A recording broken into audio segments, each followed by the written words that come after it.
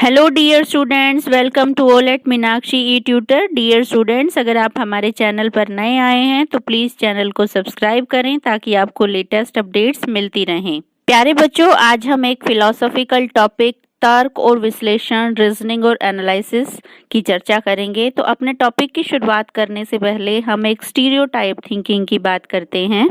जैसे पालन पोषण की जिम्मेवारी महिलाओं की ही होनी चाहिए, अर्थात बच्चों की परवरिश जो है वो महिलाएं बेहतर कर सकती हैं। इसके पीछे तर्क क्या दिए जा सकते हैं? क्योंकि महिलाएं स्वभाव से भावुक होती हैं, क्योंकि वो बच्चों को अच्छी तरह से संभाल सकती हैं, क्योंकि महिलाएं अच्छी परवरिश कर सकती हैं। तो ये सभी जो हैं धारणा से जुड़े हुए तर्क हैं।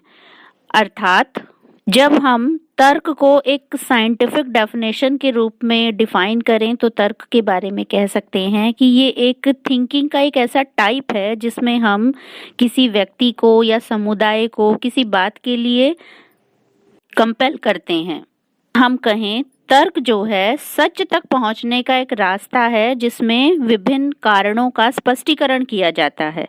हाँ, जैसा कि आप इमेज में देख पा रहे हैं, रीजनिंग जो है हमारी थिंकिंग से भी जुड़ा हुआ है, हमारी एबिलिटी से भी, नॉलेज से भी और हमारे लॉजिक से भी जुड़ा हुआ है।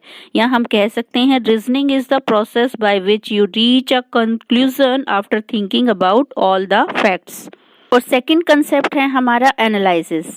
एनालाइज क्या है? Analyse is a process of breaking a complex substance into smaller part. विश्लेषण जो है वो बेसिकली फैक्ट से जुड़ा होता है, एक्सपीरियंस से जुड़ा होता है और साइंटिफिक नॉलेज से जुड़ा होता है और इसके साथ प्लानिंग जुड़ी हुई होती है। और जब हम तर्क और विश्लेषण दोनों के संबंधों की बात करते हैं या दोनों के कॉमन फैक्टर की बात करते हैं, यहाँ कॉमन फैक्टर क्या है? फैक्ट्स। यहाँ हम बहुत ही साधारण शब्दों में कहें तो दोनों ही सत्यता से जुड़े हुए हैं। जैसे अगर हम एनालाइज की बात करें तो बगैर तर्क किए आप एनालाइज नहीं कर सकते, और जब आप तर्क देने की बात करते हैं तो बगैर विश्लेषण के तर्क नहीं दिए जा सकते, और विश्लेषण में तर्कों का होना आवश्यक है। अर्थात दोनों एक दूसरे से संबंधित हैं। बेसिकली आप फैक्ट्स को समझने के लिए उसका एनालाइज करते हैं और तभी फैक्ट्स का जो रिजल्ट है उस तक पहुंचने के लिए तर्क का सहारा लेते हैं।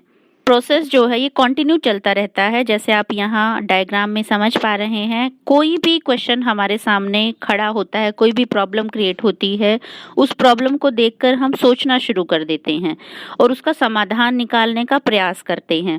प्रयास करते करते हम उसकी सत्यता की परख करते हैं, यानी कि तर्क करते हैं कि क्या हमारा प्रयास सफल हो रहा है या नहीं हो रहा है। उसके बाद हम एनालिसिस करते हैं कि हम किन तथ्यों को सामने रखें तभी हम समाधान निकाल पाएंगे, और लास्ट में हम समाधान निकालते हैं, देन ऑब्जर्वेशन करते हैं।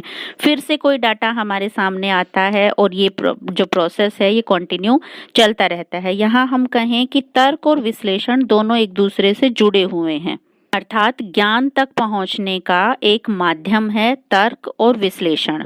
जैसे आप किसी भी आर्टिकल के लिए लॉजिक करते हैं, तर्क देते हैं, तो आपके उसके पास सॉलिड सबूत होने चाहिए, प्रूफ होने चाहिए, और वो प्रूफ आप बेसिकली तभी कलेक्ट कर सकते हैं जब आप डाटा को अच्छी तरह से समझ पाएंगे।